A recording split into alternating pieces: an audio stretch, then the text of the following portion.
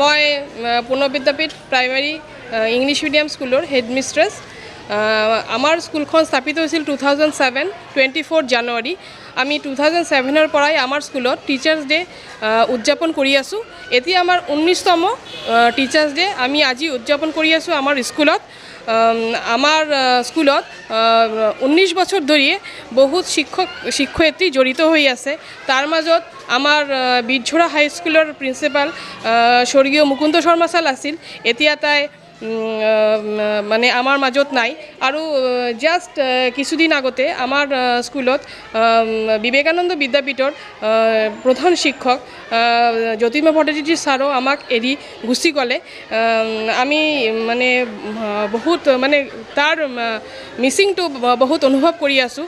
এতিয়া সিহঁতক মানে আজি এই বছৰ মানে সিহঁতৰ অবিহনে আমি মানে সিহঁতৰ গাইডলাইনক ফ'ল' কৰিয়ে উদযাপন কৰি আছোঁ। কিন্তু সেই দুজন মানুহ আজি আমাৰ মাজত নাই। এইটো মোৰ বহুত দুখৰ মানে কথা, কিয়কি 19 বছৰ ধৰি মই এই স্কুলৰ লগত জড়িত হৈ আছোঁ। স্কুলৰ ফাৰ্ষ্ট দিনৰ পৰা মই আছোঁ। তথাপিও মানুহতো একেলগে থাকিব নোৱাৰে, এইটো আমি জানো, মানুহৰ মৃত্যু হ'বই।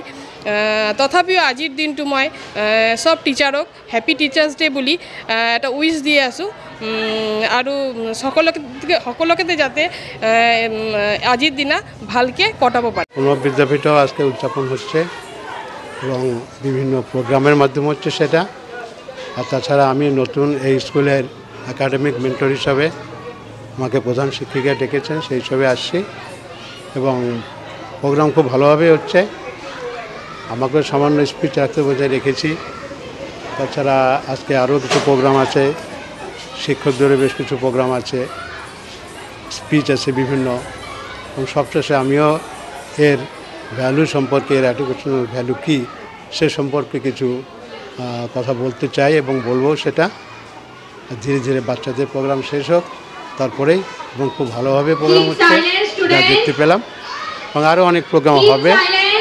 আর আজকের এই দিনটা এতই গুরুত্বপূর্ণ যে শিক্ষকদের সঙ্গে ছাত্রদের সম্মিলিতভাবে যে অনুষ্ঠান হচ্ছে এটাই হওয়া উচিত সব জায়গায়। কারণ যদিও শিক্ষক দিবস মূলত ছাত্রদের কাছে বেশি গুরুত্বপূর্ণ, তো তার সঙ্গে শিক্ষকদের সহযোগিতা এবং কীভাবে শিক্ষা বিভাগকে আরও উন্নতির দিকে এগিয়ে নিয়ে যাওয়া যায় সেটার ব্যাপারটা হচ্ছে এই শিক্ষক দিবসের একটা মূল বিষয়বস্তু।